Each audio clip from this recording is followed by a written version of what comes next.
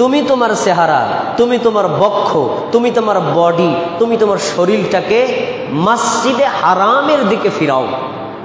মসজিদে হারাম কি? কিবলা বা কাবা ঘর যেটা, এটার চতুর্পার্শ্বের যে বাউন্ডারি এলাকা, বাউন্ডারি সলাতের যে নির্ধারিত স্থান, এই পুরো স্থানটাকে বলা হয় মসজিদে হারাম, সম্মানিত মসজিদ। তাহলে এই আয়াতে স্পষ্ট পাওয়া গেল আমাদের নবীকে আল্লাহ নিজে আদেশ করছেন, তুমি যখন সলাতে দাঁড়াবা তোমার বডি, তোমার শরীর, তোমার পুরো চেহারা থাকবে কোন দিকে? মসজিদ হারাম মানে কিবলার দিকে।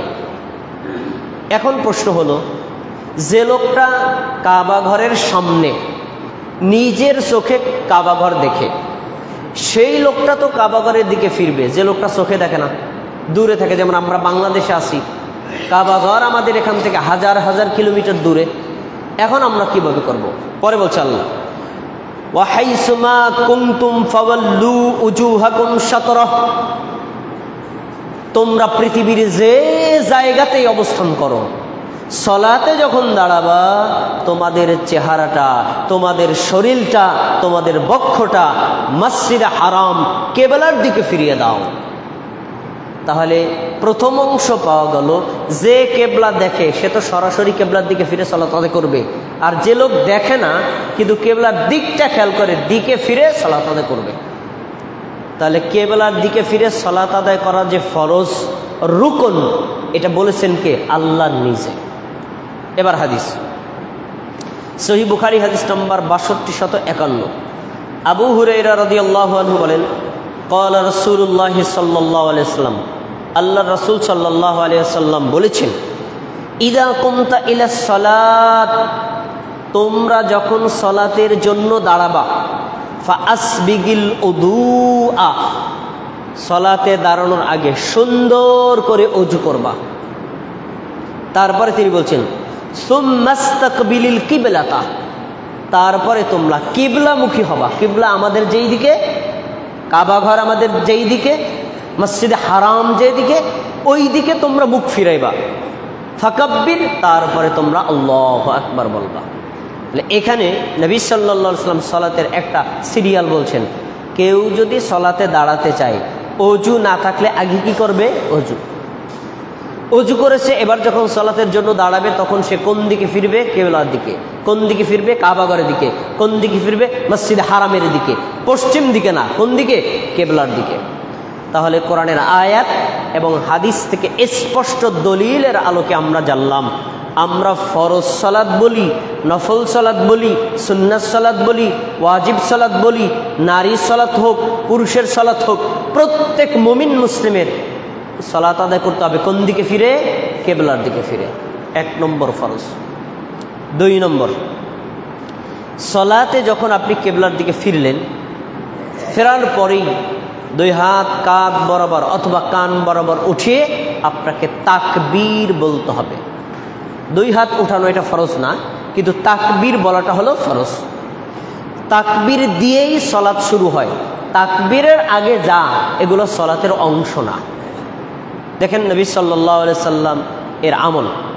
আন আয়েশা রাদিয়াল্লাহু আনহা আন্নাহা ক্বালাত, আয়েশা রাদিয়াল্লাহু আনহা রাসূল সাল্লাল্লাহু আলাইহি সাল্লামের স্ত্রী, তিনি বলছেন, কানা রাসূলুল্লাহ সাল্লাল্লাহু আলাইহি সাল্লাম, আল্লাহ রাসূল সাল্লাল্লাহু আলাইহি সাল্লামের অভ্যাস ছিল, ইয়াস্তাফতিহুস সালাতা বিত্তাকবীর, তিনি সালাত শুরু করতেন তাকবীর দিয়ে। এরপরে হাদিসের শেষ অংশ, ওয়াকানা ইয়াখতিমুস সালাতা বিত্তাসলিম, আর তিনি সালাত শেষ করতেন তাসলিম মানে সালাম দিয়ে। এবার আপনারা সালাতের 2টা প্রান্তের কথা জেনে নেন হাদিস থেকে। আবু দাউদ হাদিস নম্বর 783। হাদিসে স্পষ্ট পাওয়া গেল আমাদের নবী সালাত শুরু করতেন কি দিয়ে? একটু সবাই বলেন, কি দিয়ে? তাকবীর দিয়ে। আর সালাত শেষ করতেন কি দিয়ে? তাহলে সালাতে আল্লাহু আকবার বলার আগে যা বলা হয় এগুলো সালাতের অংশ না, সালাম ফিরানোর পরে যা বলা হয় এগুলো সালাতের অংশ না, মনে রাখতে হবে। আচ্ছা, এবার আমাদের দেশে যে নাওয়াইতু আন উসাল্লিয়া পড়ে, এটা সালাতের অংশ না। আমাদের দেশে যে জায়নামাজের দোয়া পড়ে, এটা সালাতের অংশ না। কি? সালাত শুরু হবে আল্লাহু আকবার বলে। আল্লাহু আকবার বলার আগে মুমিন মুসলিমের মুখ দিয়ে একটা শব্দ উচ্চারিত হতে পারবে না। সেটা যায় নামাজের দোয়া বলেন অথবা বাংলা, ইংরেজি, আরবিতে নিয়ত বলেন। এই নিয়তগুলো রাসূল সাল্লাল্লাহু আলাইহি ওয়াসাল্লাম, সাহাবায়ে কেরাম কেউ কখনো করতেন না। আচ্ছা, তাহলে আমরা সালাতের 2 নম্বর রুকন পেলাম। সেটা কি? সালাতের শুরু হবে কি দিয়ে? আল্লাহু আকবার বলে। প্রসঙ্গক্রমে একটা কথা বলে রাখি, আমাদের সমাজের কিছু হুজুররা কয় যে আল্লাহু আকবার বলা আছে না, আল্লাহু আকবার বলার আগে কেউ যদি সুবহানাল্লাহ বলে সালাত শুরু করে, কেউ যদি লা ইলাহা ইল্লাল্লাহ বলে সালাত শুরু করে, সালাত হয়ে যাবে। এটা হুজুরদের মন গড়া যুক্তি। পৃথিবীর কোনো একটা হাদিসের কিতাবে উল্লেখ করা নাই যে সালাত আমাদের নবী অথবা সাহাবায়ে কেরাম অথবা তাবিঈনগণ অথবা যার মাযহাবের কোনো ইমামগণ আল্লাহু আকবার ছাড়া অন্য কোনো শব্দ দিয়ে সালাত শুরু করছেন, তার কোনো প্রমাণ নাই। অতএব আল্লাহু আকবার ব্যতীত অন্য কোনো শব্দ দিয়ে সালাত শুরু করে সালাত বাতিল হবে না। এই শব্দটাই খাস, এই শব্দের সাথে একটা শব্দ যুক্তও করতে পারবেন না। কেউ যদি বলে আল্লাহু আকবার অর্থ হলো আল্লাহ বড়, আমি আরেকটু বলি আল্লাহু আকবার কাবীরা, সালাত হবে না। ইসলামী শরীয়ত মুকাল্লাফ বিশ-শরআ, কোরআনে যেভাবে আছে, হাদিসে যেভাবে আছে, আপনি তার কপি করবেন। বাড়ানোর অধিকারও আপনারও নাই, কমানোরও অধিকার আপনার নাই, যেভাবে আছে তাই। অতএব আল্লাহু আকবার ব্যতীত অন্য কোনো শব্দ দিয়ে সালাত শুরু করলে সালাত হবে না। অনুরূপভাবে আল্লাহু আকবার ছাড়াও কেউ যদি সালাত শুরু করে তাহলেও তার সালাত হবে না। 2টি রুকন চলে গেল। এবার আসুন 3 নম্বর রুকন, কিয়াম করা। আপনি সালাতে দাঁড়াবেন, সালাত এর মূল হলো দাঁড়ানো। দলিল দেখেন, আল্লাহ তাআলা সূরা বাকারার 43 নম্বর আয়াতে আল্লাহ কি বলছেন? ওয়া আকিমুস সালাত ওয়া আতুজ যাকাত ওয়ারকাউ মা'আর রাকিঈন। ওয়া আকিমুস সালাত, তোমরা সালাত কায়েম করো। এই যে কায়েমের শব্দটার মূল হলো কিয়াম, মানে সালাত আদায় করলেই আপনাকে দাঁড়াতে হবে। দাঁড়ানো ব্যতীত সালাত আদায় করা যায় না, ওজর হলে ভিন্ন কথা। এজন্য সালাত আদায় করতে হবে দাঁড়িয়ে, সবার জন্য এক বিধান। ইমাম, মুক্তাদি, নারী, পুরুষ, যে যেখানেই থাকুক দাঁড়িয়ে সালাত আদায় করবে। এখন এই সালাতের নিয়মটা, কিয়ামের নিয়মটা একটু ওজরের আকারে ভিন্ন হতে পারে। দেখুন, আমি হাদিস শুনাই, তারপরে মাসআলা বলবো। সহিহ বুখারী হাদিস নম্বর 1117, ইমরান ইবনে হুসাইন রাদিয়াল্লাহু আনহু বলেন, সাআলতুন নবিয়্য সাল্লাল্লাহু আলাইহি ওয়াসাল্লাম আনিস সালাত, আমি আল্লাহর নবীকে প্রশ্ন করলাম সালাত সম্পর্কে। সেই সালাতটা কি, যে সালাতটা আমি কিভাবে আদায় করব। তখন নবী সাল্লাল্লাহু আলাইহি ওয়াসাল্লাম বলছেন, সাল্লি কাইমান, সালাত আদায় করবা দাঁড়িয়া। সালাত আদায় করতে হবে কিভাবে? দাঁড়িয়ে।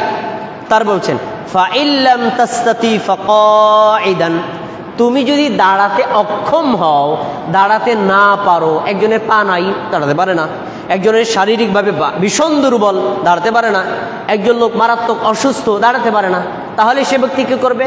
কাইদান, তাহলে তুমি বসে বসে সালাত আদায় করো। তাহলে সালাতের প্রাথমিক লেভেল হবে কি? দাঁড়ানো।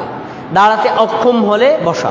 তারপরে তিনি বলছেন, ফাইল্লাম তাস্তাতি ফাআলা জামবিক, তুমি যদি বসেও সালাত আদায় করতে অক্ষম হও, এত অসুস্থ বসতে পারছো না, বসে থাকতে পারছো না, তাহলে তুমি যেভাবে শোয়া আসো, যেভাবে কাত আসো, ওই কাত অবস্থায়, ওই শোয়া অবস্থায় সালাত আদায় করো।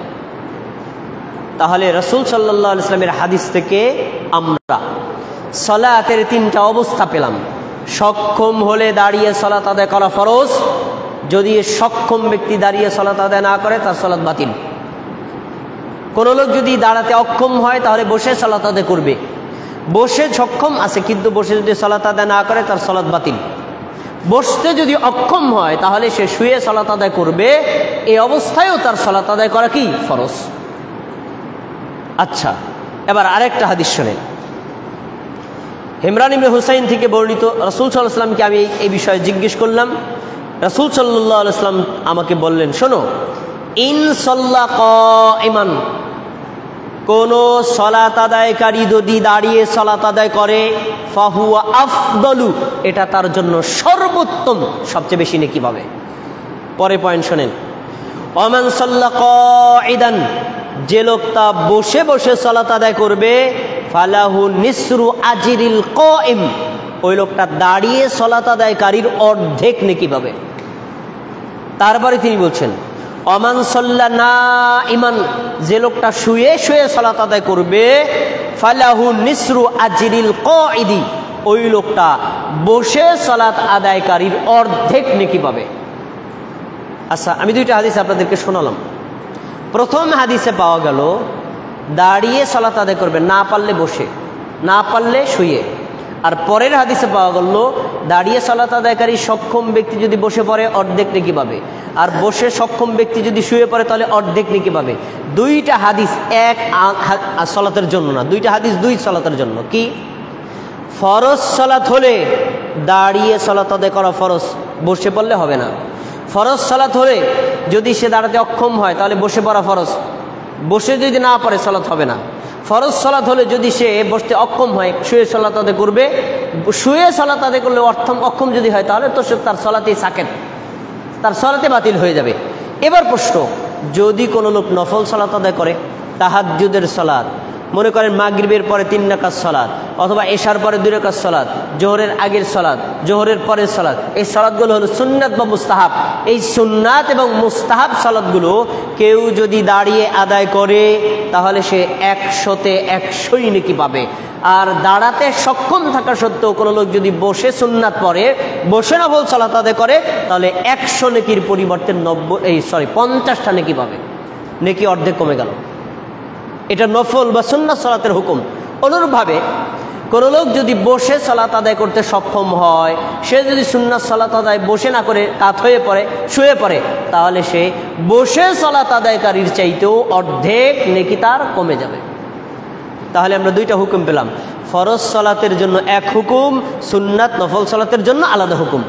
একেবারে সার্বিক কথা হলো, লোক যদি সক্ষম হয় তাহলে দাঁড়িয়েই সালাত আদায় করবে। আচ্ছা, একটা প্রশ্ন, যেই লোকটা দাঁড়াতেও অক্ষম, বসেও অক্ষম, এই লোকটা তো শুয়ে সালাত আদায় করবে, তখন সে কোন দিকে শোয়া থাকবে? কোন দিকে তার চেহারা থাকবে, কোন দিকে তার বডি থাকবে, কোন দিকে তার পা থাকবে, কোন দিকে? ইমাম তিরমিজি রাহিমাহুল্লাহ এই মাসআলা তার সুনানে তিরমিজিতে 372 নম্বর হাদিসে উল্লেখ করেছেন।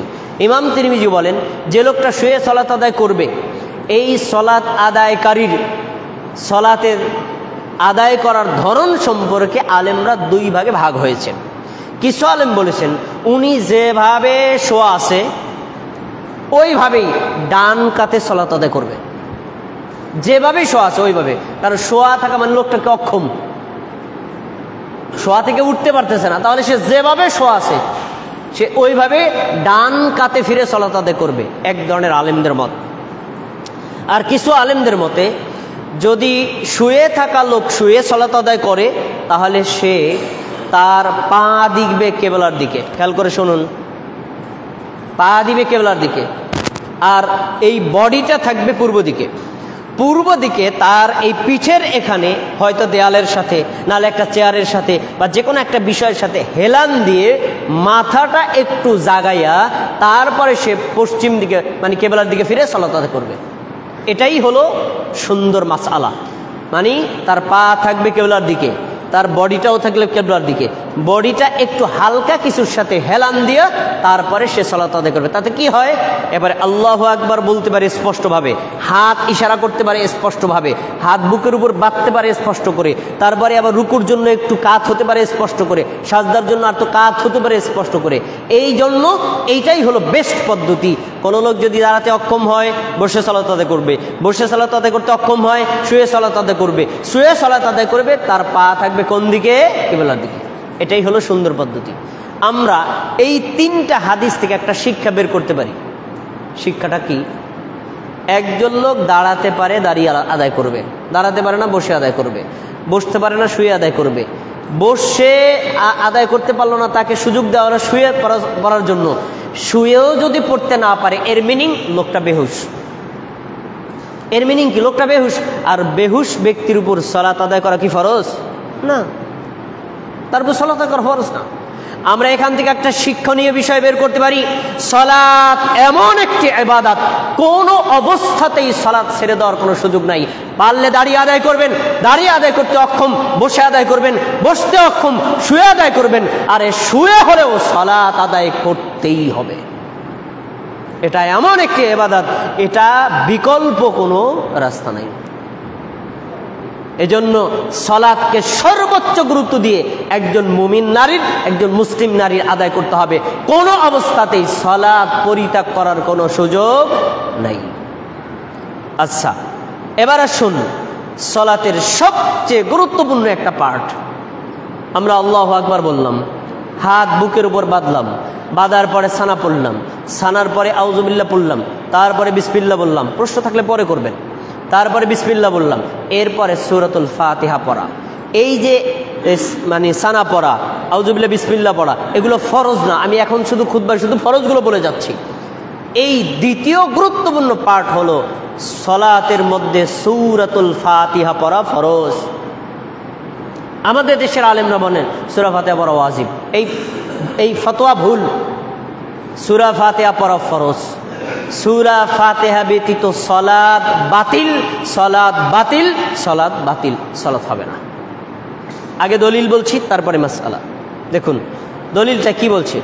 সহিহ বুখারী হাদিস নাম্বার 756, উবাদাহ বিন সামিত রাদিয়াল্লাহু আনহু বলেন, قال رسول الله صلى الله عليه وسلم, আল্লাহ রাসূল সাল্লাল্লাহু আলাইহি ওয়াসাল্লাম বলেছেন, লা সালাতা, সালাত হবে না, লিমান লাম ইয়াকরা, যে পড়লো না, বিফাতিহাতিল কিতাব, সূরাতুল ফাতিহা। পুরো বাক্যের অর্থ কি? যেই ব্যক্তি সালাতের মধ্যে সূরাতুল ফাতিহা পড়ে না, তার সালাত হয় না। তাহলে যেই আমলটা না করলে সালাত হয় না, আমাদের নবী স্পষ্ট করে বললেন ওই সালাতের ওই আমলটা কি, ওয়াজিব না ফরজ? ফরজ। তাহলে এই হাদিসে স্পষ্ট প্রমাণিত, সালাতের মধ্যে সূরা ফাতিহা না পড়লে সালাত হবে না। প্রশ্ন, কার জন্য সূরা ফাতিহা পড়া ফরজ? কোন নামাজের জন্য সূরা ফাতিহা ফরজ? প্রশ্ন, দুইটা প্রশ্ন। এক নম্বর প্রশ্ন, কার জন্য সূরা ফাতিহা পড়া ফরজ? দুই, কোন নামাজের জন্য সূরা ফাতিহা ফরজ? উত্তর, মুসল্লি যেই হোক, ইমাম, মুক্তাদি, নারী, পুরুষ, যুবক, যুবতী, যেই হোক না কেন, প্রত্যেক মুসল্লির জন্য সূরা ফাতিহা পড়া ফরজ। ইমামের জন্য ফরজ, মুক্তাদির জন্য ফরজ, নারীর জন্য ফরজ, পুরুষের জন্য ফরজ, যে কোনো ব্যক্তি হোক, যদি লোকটা সালাত আদায় করে তাহলে সালাত আদায় করলেই তার জন্য সূরা ফাতিহা পড়া ফরজ। ইচ্ছা করে যদি সূরা ফাতিহা না পড়ে, সালাত বাতিল, আবার নতুন করে পড়তে হবে, সালাত গেছে। এক নম্বর উত্তর।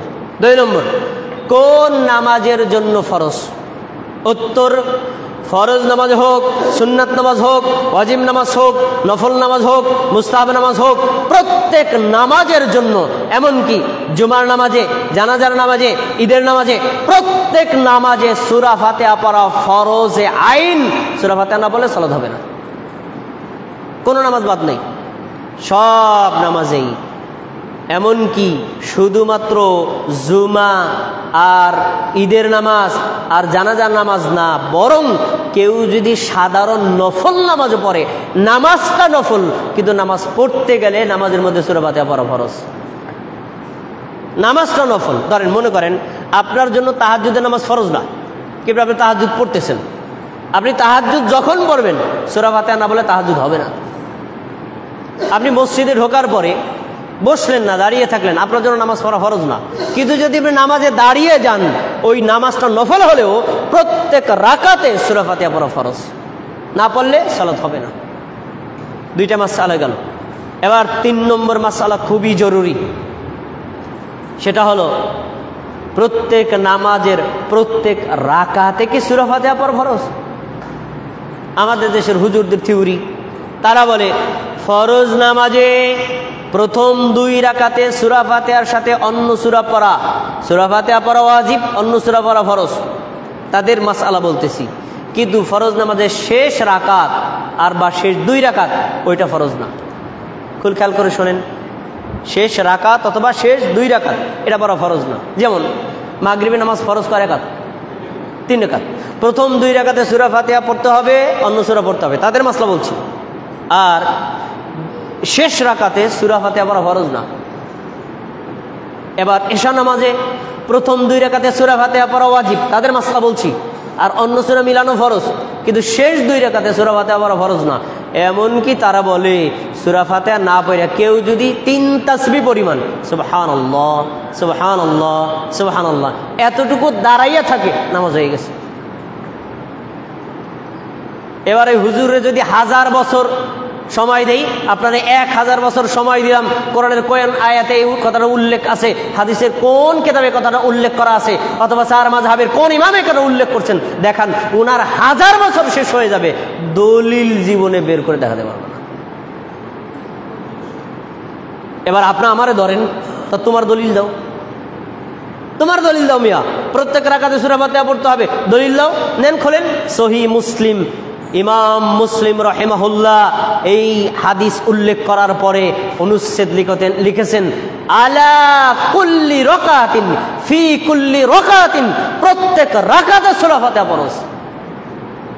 আমার কথা না, প্রত্যেক রাকাতে। আপনি নফল নামাজ পড়েন 2 রাকাত, 2 রাকাতে সূরা ফাতিহা পড়া ফরজ। আপনি ওয়াজিব নামাজ পড়েন 2-3 রাকাত, প্রত্যেক রাকাতে সূরা ফাতিহা পড়া ফরজ। তার মানে জানাজার নামাজ বলেন, ঈদের নামাজ বলেন, জুমার নামাজ বলেন, নফল নামাজ বলেন, ফরজ নামাজ বলেন, জামাতের নামাজ বলেন, একা একা বলেন অথবা জামাতের সাথে বলেন, মুক্তাদি বলেন, নারী বলেন, পুরুষ বলেন, প্রত্যেকের জন্য সূরা ফাতিহা পড়া ফরজ। যদি সূরা ফাতিহা না পড়ে সালাত রিজেক্টেড, আল্লাহর দরবারে কবুল হবে না, বাতিল, সালাত কবুল হবে না। এখন এটার ব্যাপারে আরেকটু জোর দিয়ে বলি, মুক্তাদিকে সূরা ফাতিহা পড়তে হবে, এই বিষয়ে আমরা এখানে খুতবায় একাধিকবার কথা বলেছি, আরেকবার স্মরণ করাই দিচ্ছি। মুক্তাদিকে সূরা ফাতিহা পড়া লাগবে কেন?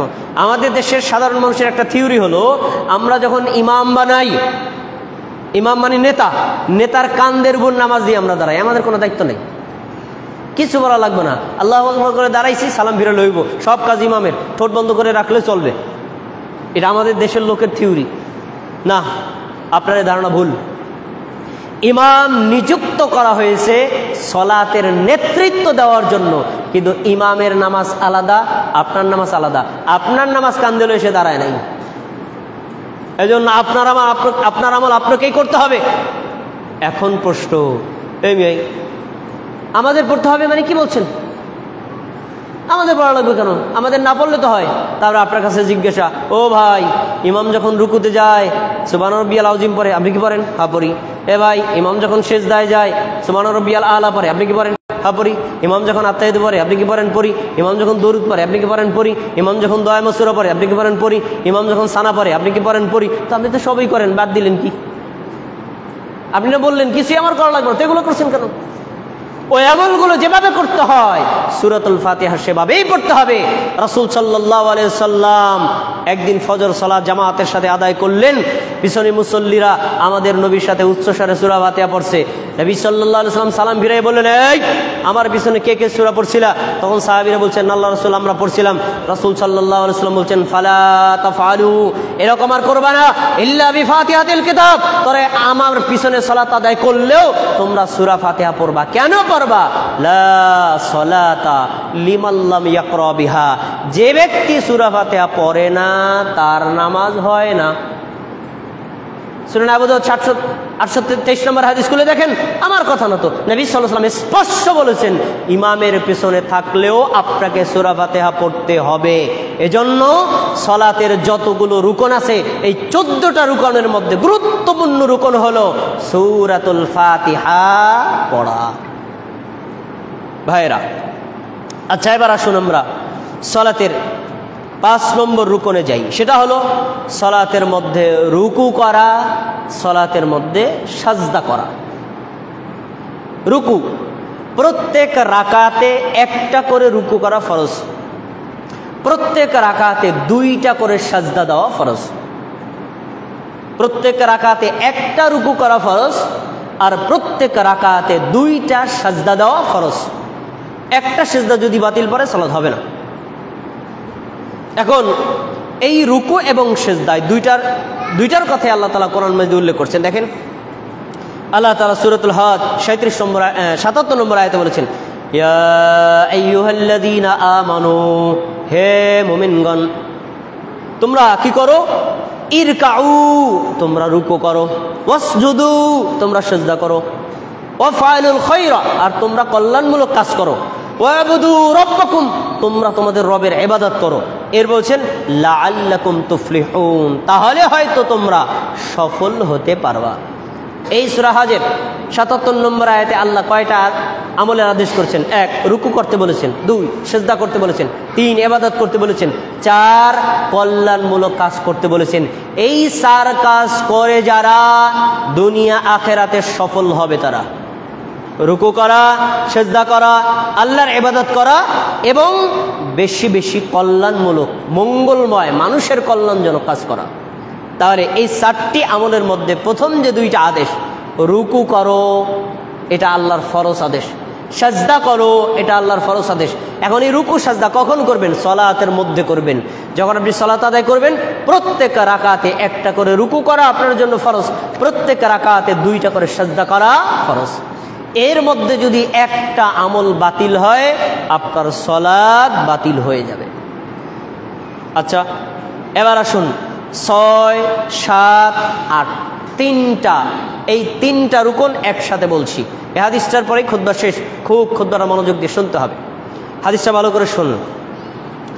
রুকু থেকে আমরা দাঁড়াই কিন্তু পরিপূর্ণভাবে বেশিরভাগ মুসল্লি দাঁড়াই না। তারপরে সেজদা আমরা করি কিন্তু 2 সাজদার মাঝখানে আমরা পরিপূর্ণভাবে বসি না। তারপরে আমরা রুকু থেকে মানে 2 সাজদার মাঝখানে যে আমরা স্থির হয়ে বসবো, এই বসার ধরন যে পরিপূর্ণভাবে সেজদাকে পূর্ণতা করবে এই আমলটার উপর আমরা বেশিরভাগ মুসল্লি করি না, যার ফলে আমাদের অধিকাংশ মুসল্লির সালাত হয় না।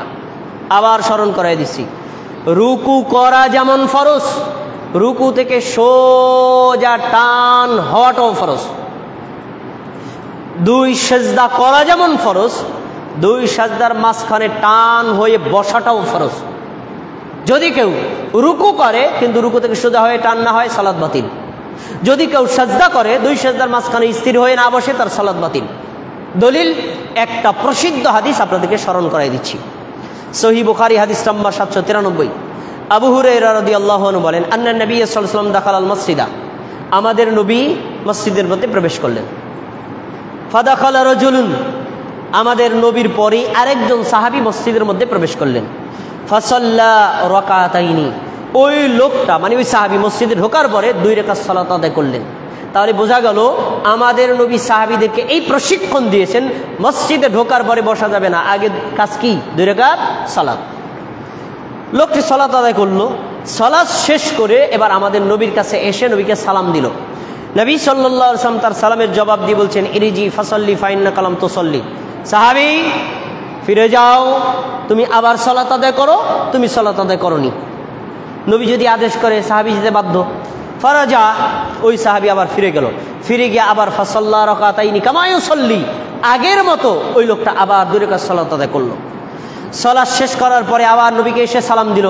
আমাদের নবী সালামের জবাব দিয়ে বলছেন, ইরিজি ফাসাল্লি ফাইন্নাকা লাম তুসাল্লি, ফিরে যাও, তুমি আবার সালাত আদায় করো, তুমি সালাত আদায় করোনি।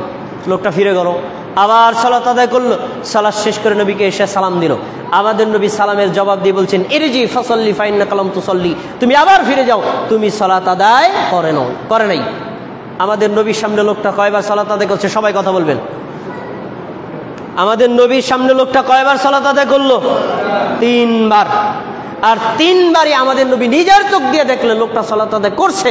আর আমাদের নবীর ভাষ্য হলো, তুমি নামাজ পড়ো নাই, আবার নামাজ পড়ো, মানে পুরো নামাজটাকে তিনি বাতিল করছেন। একথা বলেন নাই সাহাবী নামাজটা সুন্দর হয়েছে, রুকুটা ভালো মতো হয় নাই, সামনে থেকে রুকুটি মতো করবা। নামাজটা হয়েছে কিন্তু নামাজটা সুন্দর হয় নাই, সামনে থেকে সেজদা সুন্দর মতো করবা। নামাজটা হয়েছে কিন্তু রুকুর নামাজের ধরনগুলো ভালো মতো হয় নাই, সামনে থেকে ভালো মতো করবা। একথা বলেন নাই, পুরো নামাজটাই বাতিল। এখন 3 বার যখন আমাদের নবীর সামনে লোকটা নামাজ পড়লো, নবী তার নামাজকে বাতিল করে দিলেন।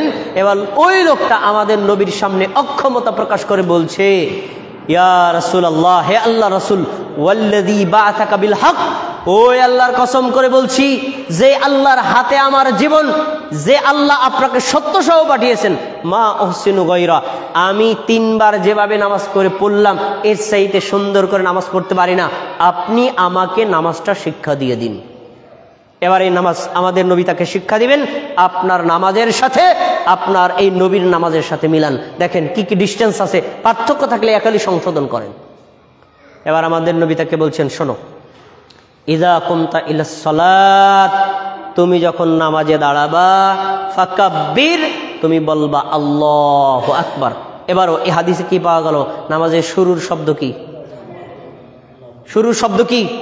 তাহলে যায় নামাজের দোয়া বাতিল, নাওয়াইতু অনুসাল্লিয়া বাতিল, আল্লাহু আকবার বলে সালাত শুরু করবে। নারী পুরুষ সবার জন্য একই বিধান। আচ্ছা, সুম্মা করা মা তায়াসসারা মাআকা মিনাল কোরআন, এরপরে কোরআনের যেই সূরাটা তোমার কাছে বেশি সহজ ওইটা পড়ো। 114টা সূরার মধ্যে কোন সূরা বেশি সহজ? সূরা ফাতিহা। এই দেখেন এখানে পাওয়া গেল সূরা ফাতিহা পড়াও কি ফরজ। 2 নম্বর, সুম্মা রকা, তারপরে তুমি রুকু করো। রুকু করা কি? ফরজ। এখন এই রুকু করলেই হবে না, পরের শব্দটা শোনেন, হাত্তা তাতমাইন্না রাকিআন, প্রশান্ত চিত্তে ঠান্ডা মাথায় স্থিরভাবে ধীরভাবে তুমি রুকু করো। এই কাজটা আমরা করি না, এজন্য আমাদের সালাত হয় না। এখন ধীর স্থিরভাবে রুকু করার মিনিংটা কি? আপনি আল্লাহু আকবার বলে গেলেন, সুবহানাল্লাহ হামিদা, হয় না, আপনি ধীর স্থিরতা অবলম্বন করেন নাই। আল্লাহু আকবার বলে রুকুতে যাবেন, আপনার হাত হাঁটুর উপর থাকবে, আপনার মাথা মাজা পিঠ সমান বরাবর হবে, দৃষ্টিটা সিজদার স্থানে থাকবে। পৌঁছানোর পরে স্থিরভাবে বলবেন সুবহান রাব্বিয়াল আযীম, সুবহান রাব্বিয়াল আযীম, সুবহান রাব্বিয়াল আযীম। এবার রুকুর তাসবিহ বললেন, উঠতে উঠতে বলবেন সামি আল্লাহু লিমান হামিদা। এরপরে পুরো দাঁড়ানোর পরে বলবেন রব্বানা লাকাল হামদ হামদান কাসীরান তাইয়িবান মুবারাকান ফি। এতক্ষণ দাঁড়িয়েছেন, এবার আপনার রুকু পরিপূর্ণ হয়েছে। এভাবে যারা পরিপূর্ণভাবে রুকু করে না, তার সালাত আমাদের নবীর কাছে বাতিল। আচ্ছা, এবার তিনি বললেন সুম্মা রাফা, মাথা তোলো। মাথা তুললা, শুধু মাথা তুললে হবে না, হাত্তা তাতমাইন্না রাকিআন, স্থিরভাবে দাঁড়িয়ে যাও।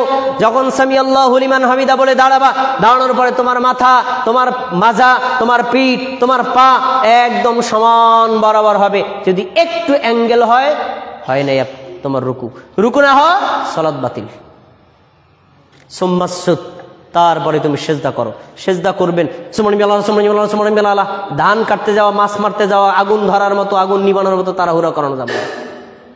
স্থির হবে যখন সেজদায় যাবেন, আপনার প্রথমে পড়বে 2 হাত জমিনে, তারপরে 2 হাঁটু জমিনে, 2 পা জমিনের সাথে লাগানো থাকবে, কপাল আর নাক জমিনের সাথে লাগানো থাকবে। এই 8টা অঙ্গ জমিনের সাথে মেলার পরে বলবেন স্থিরভাবে সুবহান রাব্বিয়াল আ'লা, সুবহান রাব্বিয়াল আ'লা, সুবহান রাব্বিয়াল আ'লা। তারপরে আল্লাহু আকবার বলে বসবেন। বসার পরে আপনার মাথা, আপনার মাজা, আপনার পিঠ সমান বরাবর হবে। যদি একটু অ্যাঙ্গেলে থেকে দ্বিতীয় সেজদায় যান, আপনার সালাত হয় নাই, বাতিল। তিনি কি বললেন? হাত্তা তাতমাইন্না সাজিদান সুম্মা রফা, মাথা তুলবা, স্থিরভাবে বলবা। তারপরে আর একটা সেজদা করো। সেজদা করলা, ওই সেজদা ও শান্ততা অবলম্বন করো। এই আমলগুলো বলার পরে তিনি নবী সাল্লাল্লাহু আলাইহি ওয়াসাল্লাম ওই সাহাবীকে বললেন, এই যে তোমাকে আমি 14টা আদেশ করলাম না, এবার শুনে রাখো, সুম্মা ফাল ফি সালাতিকা কুল্লিহা। আল্লাহু আকবার বলার পর থেকে সেজদা পর্যন্ত যে আমলগুলো তোমাকে শিক্ষা দিলাম না, প্রত্যেক রাকাতে তোমরা এরকম ভাবে আমল করবা। যদি এভাবে করো তাহলে তোমার সালাত হবে, না হলে তোমার সালাত হবে না। দেখি আপনাদের মনে আছে কিনা, আমাদের নবীর সামনে লোকটা কয়বার সালাত আদায় করছিল? নবী কয়বারই বলছেন সালাত হয় নাই? 3 বার। ওই লোকটাকে পড়াইছেন কয়বার? 3 বার। তার মানে ওই সাহাবী এই 14টা আমলের যে কোনো একটা অথবা 14টাই ঠিক মতো করে নাই। এজন্য আমাদের নবী তাকে বলেন নামাজ সুন্দর হয় না, এটা বলেন নাই, তোমার পুরো নামাজটাই বাতিল। এ হাদিসে কি বোঝা গেল? রুকু থেকে দাঁড়ানো, সোজা হয়ে দাঁড়ানো কি এটা কি ওয়াজিব না ফরজ? এ হাদিসে কি বোঝা গেল? দুই সেজদার মাঝখানে শুধু বসলেই হবে না বসে স্থির হওয়া ফরজ? স্থির হওয়া ফরজ। আমাদের দেশের হুজুরা তো সময় দেয় না, সামি আল্লাহু লিমান হামিদা সাথে সাথে সিজদায় পড়ে গেছে, আপনি রব্বানা লাকাল হামদ বলার এই সময় পাবেন না। আর কোথায় এবার হামদান কাসীরান বলে তো টাইমই পাইবেন না। দুই সেজদার মাঝখানে আল্লাহু আকবার বলে তিনি বসেছেন, আরে বসতে একটু ব্রেক নাই, আবার সেজদায় চলে গেছেন। আরে আপনি যে দুই সেজদার মাঝখানে একটু বলবেন রব্বিক ফিরলি রব্বিক ফিরলি, এই সময়ই পাওয়া যায় না। এভাবে সালাত আদায় করলে ইমামেরও সালাত হবে না, আর মুক্তাদিরও সালাত হবে না, নারী পুরুষের কারো সালাত হবে না। আমি এতক্ষণ পর্যন্ত 14টি আরকানের 8টি আরকান আপনার সামনে পেশ করলাম। ইনশাআল্লাহ আগামী জুমার পরের জুমায় বাকি আরকানগুলো আমরা জানার চেষ্টা করব। আজকে আমরা এই সালাতের 8টি যে রুকুন জানলাম, এই প্রত্যেকটা আরকান, প্রত্যেকটা রুকুন, ফরজ নফল প্রত্যেক নামাজে ধীর স্থিরতার সাথে আদায় করার চেষ্টা করব। আল্লাহ